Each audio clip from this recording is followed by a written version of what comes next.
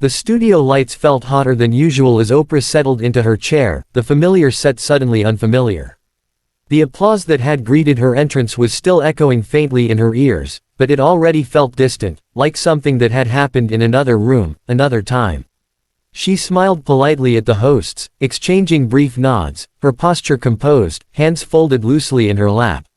From the outside, she looked like the Oprah everyone knew, calm, grounded, unshakable. Inside, she was alert, aware that this was not going to be a routine appearance. The conversation started gently enough. Media responsibility, influence, the role of talk shows in shaping public opinion. Oprah spoke thoughtfully, as she always did, reflecting on decades of conversations that had changed lives, on stories that deserved space and empathy. The audience listened closely, some nodding along, others leaning forward in their seats. Joy Behar waited, tapping her pen lightly against her notes, eyes sharp with curiosity and something else, anticipation, perhaps.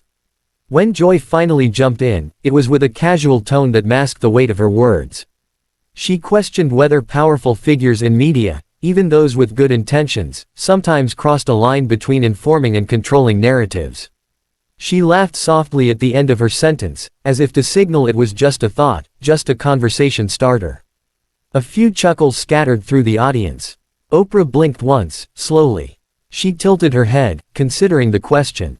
Her answer was measured, respectful. She spoke about accountability, about learning and evolving, about the responsibility that comes with having a platform. Her voice was steady, warm, familiar. For a moment, it seemed the exchange would remain balanced. But Joy wasn't done. She leaned forward, elbows on the table, and followed up with a sharper remark, suggesting that Oprah's influence had sometimes shut down opposing viewpoints rather than inviting them in. The smile on Joy's face tightened. The laughter in the audience faded into an uneasy hush. Oprah felt it then, a subtle shift in the room. The air seemed to thicken, as if every word now carried extra weight. She straightened slightly in her chair, her hands uncrossing.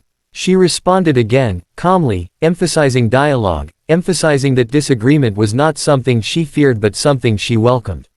She reminded everyone that growth often comes from discomfort. Joy interrupted before Oprah could finish her thought. That interruption landed harder than the words themselves. Oprah paused mid-sentence, her mouth still slightly open, eyes fixed on Joy.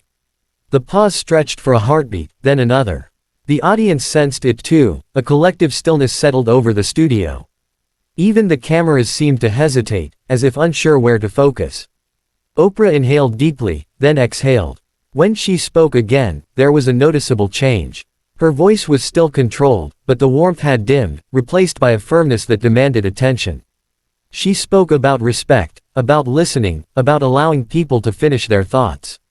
Her words were not loud, but they carried authority, shaped by years of commanding rooms far larger than this one. Joy raised an eyebrow, half amused, half defensive. She shrugged slightly, offering a quick explanation, but it only fueled the tension. She suggested that tough conversations required interruptions, that passion sometimes overrode politeness. A few audience members murmured in agreement, others shifted uncomfortably. Oprah's jaw tightened almost imperceptibly. She nodded once, slowly, as if acknowledging the point, but her eyes told a different story. She spoke about the difference between passion and dismissal, about how easily conversations turned into confrontations when respect slipped away. She referenced her own journey, the mistakes she'd made, the lessons she'd learned the hard way. Her words were deeply personal now, less polished, more raw. Joy laughed again, but this time it sounded hollow. She countered by questioning whether Oprah's emotional approach sometimes shielded her from criticism. The sentence hung in the air like a challenge. A ripple moved through the audience. Some gasped quietly. Others leaned forward, sensing that they were witnessing something rare. Oprah, pushed beyond her usual boundaries. For a moment, Oprah said nothing. She looked out toward the audience, then back at the hosts, then finally at Joy. Her eyes glistened, not with tears, but with intensity. When she spoke, it was slower, each word deliberate. She talked about vulnerability. About how opening up emotionally was not a shield, but a risk. About how criticism was something she had faced her entire life, from the very beginning of her career, long before power or influence entered the picture. Her voice wavered just slightly, enough for the audience to hear the emotion beneath it. The studio was silent now. No laughter. No murmurs. Just the soft hum of lights and cameras. Joy shifted in her seat, clearly realizing the tone had changed. She attempted to soften her stance, offering a brief clarification, but the moment had already crossed a line. Oprah nodded politely, but the crack had formed. The composed exterior she was famous for was still there, but beneath it, pressure was building. She leaned forward, resting her hands on the table. Her posture alone commanded attention. She spoke about the responsibility of conversation, not just to challenge, but to uplift, not just to provoke, but to understand. Her words were powerful, resonating beyond the studio walls. The audience erupted into applause, not loud or wild, but steady and supportive. Oprah paused, letting it wash over her, but her expression remained serious. She wasn't finished, and everyone could feel it. As the applause died down, Joy opened her mouth to respond again, but Oprah gently raised her hand. The gesture wasn't aggressive, but it was unmistakably firm. Another pause followed, heavier than the last. The tension in the room had reached a breaking point. Whatever was coming next would not be easily forgotten. Oprah kept her hand raised for a moment longer, not to silence Joy entirely, but to steady herself. The studio felt impossibly quiet, the kind of quiet that presses against your ears. When she lowered her hand, she didn't sit back. She stayed leaning forward, grounded, present, unmistakably in control despite the emotion rising beneath her words. She spoke about moments like this, about how quickly conversations meant to enlighten could turn into contests meant to win. Her voice carried a tremor now, not of weakness but of intensity. She explained that she hadn't come to defend a brand or an image, but a principle, that listening was not submission, and passion did not excuse disregard. Each sentence landed carefully, like a stone placed rather than thrown. Joy attempted to interject again, softer this time, but Oprah continued, not louder, just steadier. She talked about her beginnings, about sitting in rooms where no one expected her to speak, let alone be heard.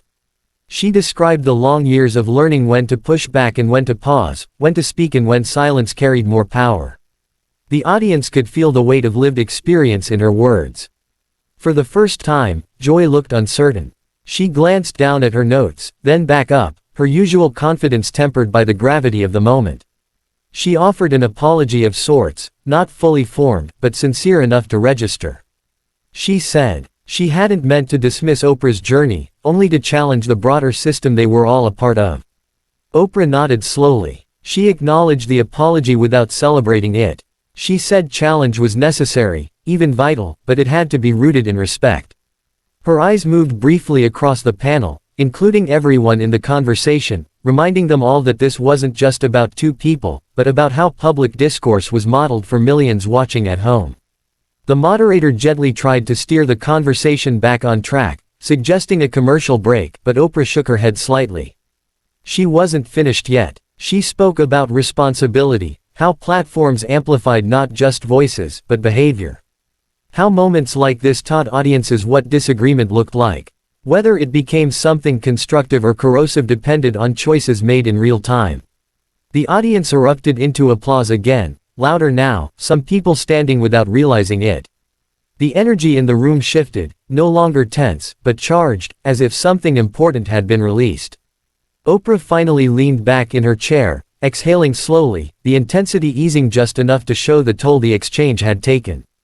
Joy took a breath of her own. When she spoke, her tone was noticeably different. She admitted that sometimes the rhythm of live television pushed people toward sharper edges than they intended. She acknowledged that she could have listened more, interrupted less. It wasn't a dramatic confession, but it was honest. Oprah smiled faintly, not triumphant, but relieved. She responded with grace, saying that none of them were immune to missteps, especially under bright lights and constant scrutiny. She emphasized that accountability didn't require humiliation, only honesty. The tension that had once felt suffocating now softened into something reflective. The cameras pulled back slightly, capturing the panel as a whole. The conversation shifted toward reconciliation, toward how difficult discussions could still lead to understanding if people stayed present.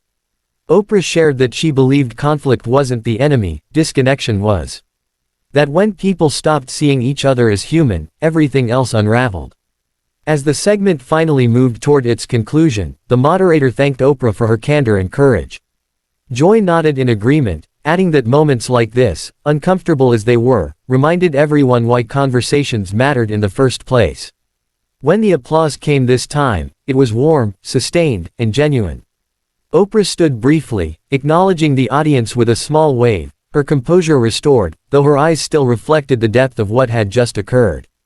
Joy joined her in standing, the two sharing a brief, quiet exchange off mic, no smiles for the cameras, just mutual recognition. As the show cut to commercial, the energy backstage buzzed with hushed voices and quick footsteps. Producers exchanged looks, aware they had just witnessed a moment that would be replayed, debated, and dissected for days. Oprah walked calmly toward the exit, pausing once to thank a crew member who had offered her water. Outside the studio, the noise faded. The clash was over, but the conversation it sparked was only beginning.